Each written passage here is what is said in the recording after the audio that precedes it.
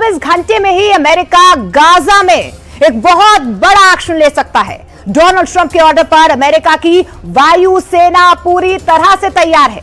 Hamas और Trump दोनों तरफ से ऐसे बयान आ रहे हैं जिससे सीज फायर किसी भी वक्त टूट सकता है। अगर ऐसा हुआ तो ट्रंप के आदेश पर गाजा पर, जी हां, गाजा पर दुनिया का सबसे खतरनाक बम गिरना तय माना जा रहा है।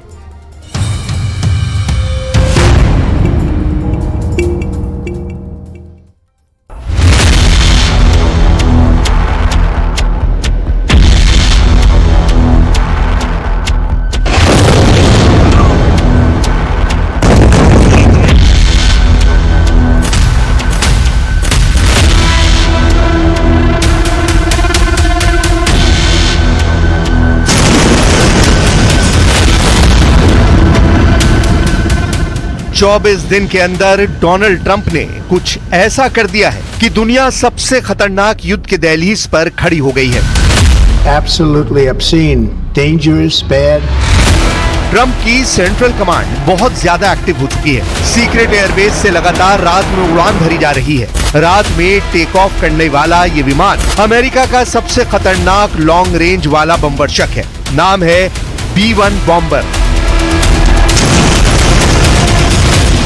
अमेरिका की बॉम्बर फ्लीट के सबसे खतरनाक विमान 24 घंटों के अंदर वॉर मोड में पहुंच चुके हैं। B-1 बॉम्बर, B-2 बॉम्बर और B-52 बॉम्बर, परमाणु बम गिराने वाले ये तीनों जहाज इस वक्त ट्रंप के ऑर्डर का इंतजार कर रहे हैं। B-1 बॉम्बर, B-2 बॉम्बर और B-52 तीनों जब उड़ते हैं तो समझ लीजिए दुनिया में कोई ना कोई वॉर जोन एक्टिव हो जाता है।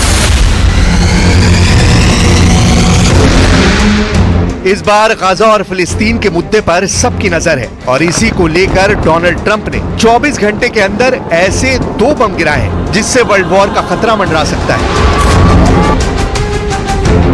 अब सवाल है कि ट्रंप ने अभी तक कोई बमबारी नहीं की है, ना ही अमेरिका युद्ध लड़ रहा है। ऐसे में ट्रंप ने बम कैसे गिराए? डोनाल्ड ट्रंप का पहला बम तब गिरा जब उन्होंने कहा कि जब गाजा पर अमेरिका का कब्जा होगा तब फिलिस्तीनियों को गाजा में वापस लौटने का हक नहीं होगा, यानी गाजा से फिलिस्तीनी हमेशा के लिए हटा दिए जाएंगे। No big money spent. No, they wouldn't, because they're going to have much better housing, much better. In other words, I'm talking about building a permanent place for them. Because if they have to return now, it will be years before you could ever. It's not habitable. अब देखिए Trump ने Gaza को लेकर सबसे खतरनाक बात क्या कही, जिससे पूरे पश्चिम एशिया के देश पैनिक बटन दबाने को मजबूर हो गए हैं। डोनाल्ड ट्रंप का दूसरा बम तब गिरा जब उन्होंने कहा कि नरक के दरवाजे खोल दिए जाएंगे अगर बाकी बचे इजरायली बंधकों को नहीं छोड़ा गया तो, यानी हमास के साथ उसका समर्थन करने वाली पावर अब खतरे में है।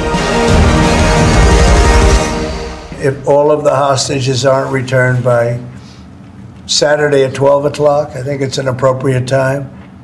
I would say cancel it and all bets are off and let hell break out. I'd say they ought to be returned by 12 o'clock on Saturday, and if they're not returned, all of them, not in drips and drabs, not 2 and 1 and 3 and 4 and 2. Saturday at 12 o'clock, and after that, I would say all hell is going to break out.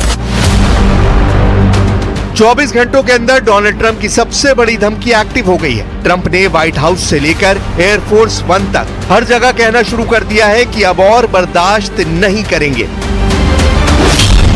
पहला सवाल, क्या Gaza plan को लागू करने के लिए Trump ने नए युद्ध की शुरुआत कर दी है? दूसरा सवाल, क्या अब हमास पर गिरेगा अमेरिका का सबसे बड़ा बंकर बस्टर या फिर परमाणु बम? तीसरा सवाल, क्या हमास पर सबसे बड़ा बंकर बस्टर गिराने के लिए अमेरिका उतारेगा B-2 बॉम्बर? चौथा सवाल, क्या अब गाजा में सीज फायर नहीं बंकर फायर शुरू होगा? पांचवा सवाल, क्या डोनाल्ड ट्रंप अब अपना फॉर्मूला BBB इस्तेमाल करने जा रहे हैं?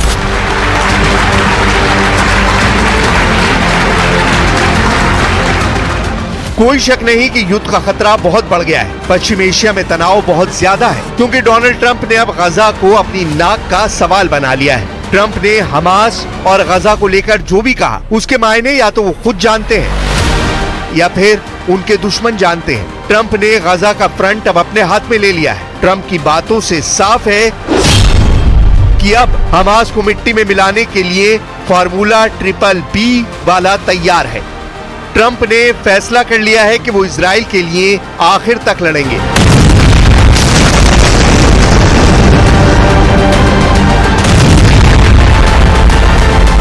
और हमास के ताबूत में फाइनल कील वही ठोकेंगे।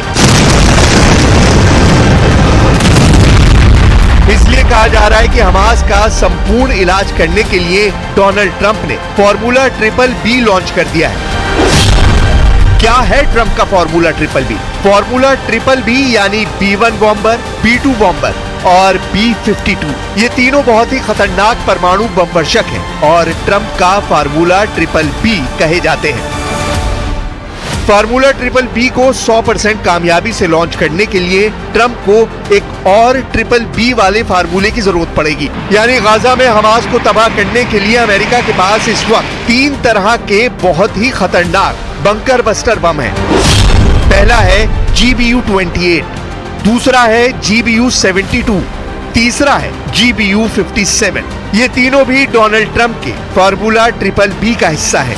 अब तक इजराइल ने हमास और हिजबुल्लाह की सुरंगों को छोटे बमों से तबाह किया, लेकिन जब ट्रंप कह रहे हैं कि वो नरक का एहसास कराएंगे तो समझ लीजिए कि हमास को पूरी तरह निपटाने के लिए अब अमेरिका ट्रंप का फार्मूला BBB अपना सकता है। फार्मूला BBB कैसे काम करता है उसे बहुत गौर से समझिएगा।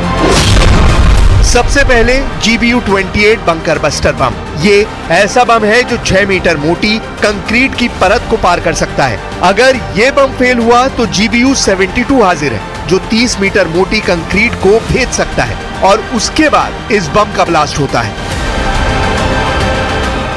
ये ऐसे बम हैं जो F-15 जैसे फाइटर जेट से लॉन्च किए जा सकते हैं, लेकिन जब इससे भी बड़े बम से हमला करना हो तो उसके लिए इजराइल के पास बड़े विमान नहीं है। अब तक इजराइल ने अपनी बमबारी में 3 तरह के फाइटर जेट इस्तेमाल किए हैं। F-16 से लेकर F-15 और F-35 पर बंकर बस्टर बम लोड किए जाते हैं और फिर उनसे बेरूत और दक्षिणी लेबनान से लेकर गाजा और ईरान तक बमबारी की गई है।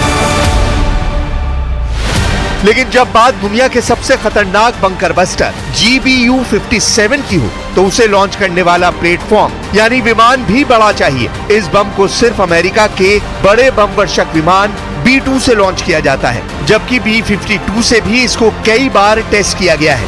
ये बम जिस गहराई में जाकर फटते हैं वहां कुछ भी नहीं बचता।